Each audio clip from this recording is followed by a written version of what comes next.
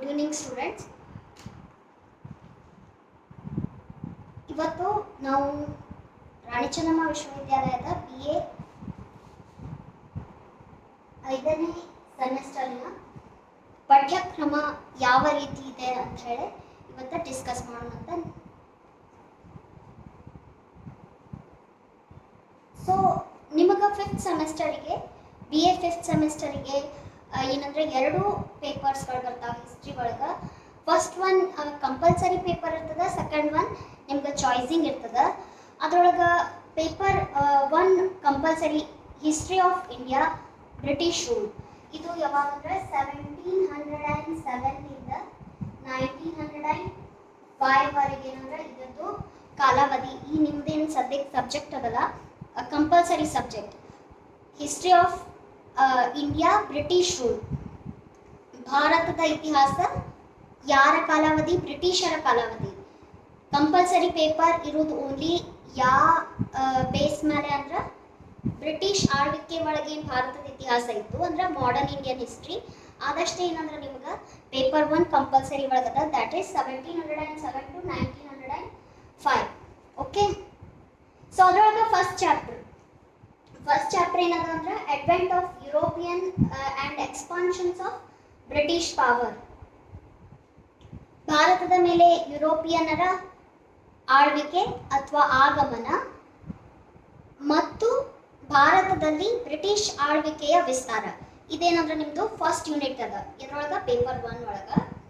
ಅದ್ರೊಳಗ ಎ ಏನದ ಅಂತಂದ್ರ advent of Europeans and Anglo French conflicts.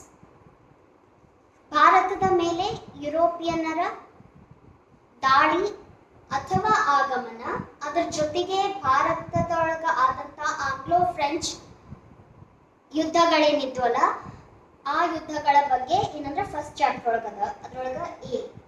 So B ಏನದ ಅಂತಂದ್ರ consolidation of power, Robert Clive and Warren Hastings, their reforms and foreign policy. B ಒಳಗ Robert Clive, Warren Hastings ಅವರು ಮಾಡಿದಂತಹ ಸುಧಾರಣೆಗಳು ಮತ್ತು ವಿದೇಶಾಂಗ ನೀತಿ. ಸೊ ಸಿ ಒಳಗೆ ಏನ್ ಬರ್ತದ ಅಂತಂದ್ರ ಇದೆಲ್ಲ ಫಸ್ಟ್ ಚಾಪ್ಟರ್ ಒಳಗೆ ಲಾರ್ಡ್ ಕಾರ್ನ್ವಾಲಿಸ್ ರಿಫಾರ್ಮ್ಸ್, ಲಾರ್ಡ್ ಕಾರ್ನ್ವಾಲಿಸ್ನ ಸುಧಾರಣೆಗಳು, ಇದು ಸಿ.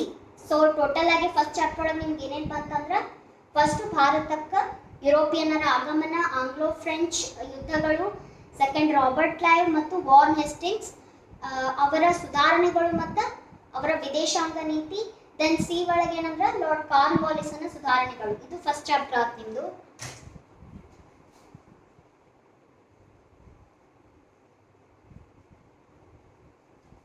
ಸೊ ನಿಮ್ದು ಸೆಕೆಂಡ್ ಚಾಪ್ಟರ್ ಏನಂದ್ರೆ British power under governor generals.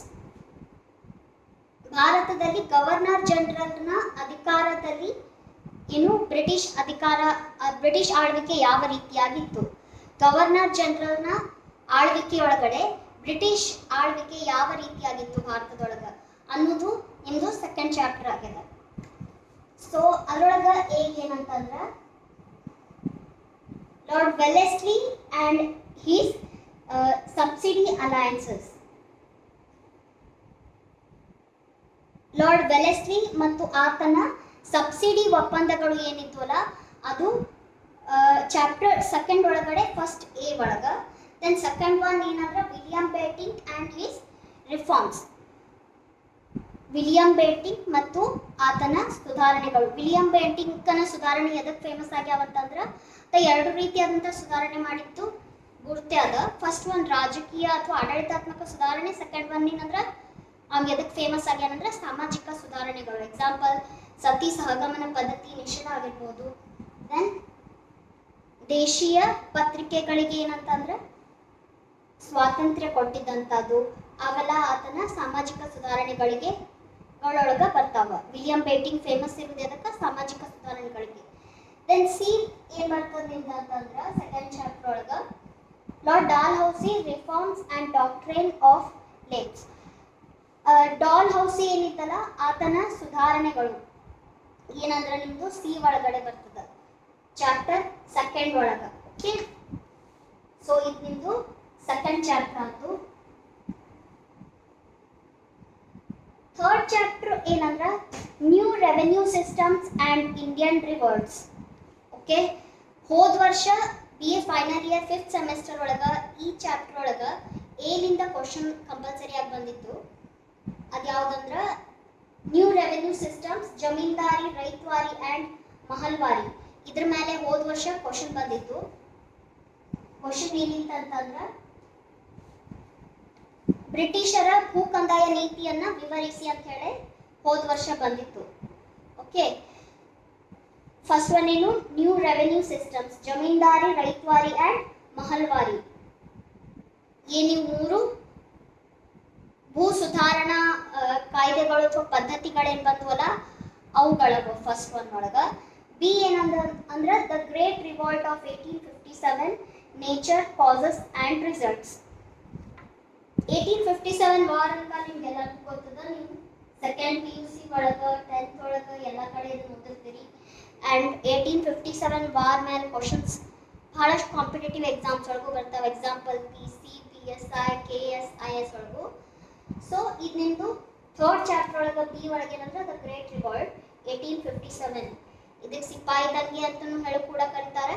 ಇನ್ನೊಂದು ಏನಂತ ಹೇಳಿ ಕರೀತಾರೆ ಇದಕ್ಕಂತಂದ್ರೆ ಭಾರತದ ಪ್ರಥಮ ಸ್ವಾತಂತ್ರ್ಯ ಸಂಗ್ರಾಮ ಅಂತ ಹೇಳಿ ಕೂಡ 1857 ದಂಗೆ ಕರೀತಾರೆ. ಇದರ ಸ್ವರೂಪ ಯಾವ ರೀತಿ ಇತ್ತು, 1857 ದಂಗೆ ಆಗ್ಲಿಕ್ಕೆ ಕಾರಣಗಳೇನೇನು, ದೆನ್ ಅದರ ಜೊತೆಗೆ ಇದರ ಪರಿಣಾಮಗಳೇನು, ಯಾವ ರೀತಿ 1857 ಘಟನೆಗಳು ಅದು ಅದೆಲ್ಲ ನಿಮ್ಗೆ ಬಿ ಒಳಗಡೆ ಇದಾವೆ. ಸೊ ನೆಕ್ಸ್ಟ್ ಸಿ ಏನದ ಅಂತಂದ್ರೆ 1858 ಕ್ವೀನ್ಸ್ ಪ್ರೊಕ್ಲಾಮೇಷನ್ ಆಕ್ಟ್. 1858 ಒಳಗೆ ಅಂದ್ರೆ 1857 ಪ್ರಥಮ ಸ್ವಾತಂತ್ರ್ಯ ಸಂಗ್ರಾಮ ಅಥವಾ ಸಿಪಾಯಿ ದಂಗೆ ಏನ್ ಆತಲ್ಲ ಅದಾಗುಣ ಏನಂದ್ರೆ ಬ್ರಿಟಿಷ್ ರಾಣಿ ಏನಿದ್ಲು ಅವಳು ಒಂದು ಆಕ್ಟ್ ಅನ್ನ ಹೊರಡಿಸ್ತಾಳ. ಯಾರು ಅತೃಪ್ತ ಭಾರತೀಯರಿದ್ರಲ್ಲ ಅವರ ಆಸೆಗಳನ್ನ ಅಥವಾ ಅವರೇನ ಬೇಡಿಕೆಗಳಿದ್ದು ಅವನ್ನ ಪೂರ್ತಿಗೊಳಿಸ್ಲಿಕ್ಕಾಗಿ. ಸೊ ಆ ಆಕ್ಟ್ ಏನದ ಅದಕ್ಕೆ ಕ್ವೀನ್ಸ್ ಪ್ರೊಕ್ಲಾಮೇಷನ್ ಆಕ್ಟ್ ಅಂತ ಹೇಳಿ ಕೂಡ ಕರೀತಾರೆ. ಭಾರತದ ಮ್ಯಾಗ್ನಾ ಕಾರ್ಟಾ ಅಂತ ಹೇಳಿನೂ ಕೂಡ 1858 ಕ್ವೀನ್ಸ್ ಆಕ್ಟ್ ಏನದ ಅದಕ್ಕೆ ಕರೀತಾರೆ. ಓಕೆ, ಸೊ ಇದು ಇಂಪಾರ್ಟೆಂಟ್ ಅದ. ಬಹಳಷ್ಟು ಕಾಂಪಿಟೇಟಿವ್ ಎಕ್ಸಾಮ್ಸ್ದಾಗ ಇದ್ರ ಮೇಲೆ ಕ್ವಶನ್ಸ್ ಕೇಳ್ತಾರೆ. ಸೊ ಅದು ಕೂಡ ನಿಮ್ಗೆ ಥರ್ಡ್ ಚಾಪ್ಟರ್ ಒಳಗೆ ಸಿ ಒಳಗದ. ಏನು 1858 queen's proclamation act. So next ನಿಮ್ದು ಏನು fourth unit reforms of viceroys in India. ಭಾರತದ ಆಡಳಿತದಲ್ಲಿ ವೈಸ್ರಾಯ್ಗಳ ಸುಧಾರಣೆಗಳು. ಓಕೆ, ಸೊ ಫಸ್ಟ್ ಯಾರು ಬರ್ತಾರಂದ್ರ Lord Lytton, domestic and foreign policy. Lord Lytton ಅನ್ನ ಆಡಳಿತಾತ್ಮಕ ಮತ್ತು ವಿದೇಶಾಂಗ ನೀತಿಗಳು. ಫಸ್ಟ್ ಒನ್ ಯಾರು ಲಾರ್ಡ್ ಲಿಟ್ಟನ್ ಅನ್ನ ಆಡಳಿತಾತ್ಮಕ ಮತ್ತು ವಿದೇಶಾಂಗ ಸುಧಾರಣೆಗಳು ಅಥವಾ ನೀತಿ. ಸೊ ಬಿ ಏನಂದ್ರೆ Lord Ripon, Lord Ripon's reforms and foreign policy. ಅದು ಸೇಮೆ. ಲಾರ್ಡ್ ರಿಪ್ಪನ್ ಅನ್ನ ಆಡಳಿತಾತ್ಮಕ ಮತ್ತು ವಿದೇಶಾಂಗ ನೀತಿ. ಥರ್ಡ್ ಒನ್ ಏನಂದ್ರೆ lord Curzon reforms and foreign policy. Lord Curzon ಅನ್ನ ಆಡಳಿತಾತ್ಮಕ ಸುಧಾರಣೆಗಳು ಮತ್ತು ವಿದೇಶಾಂಗ ನೀತಿ.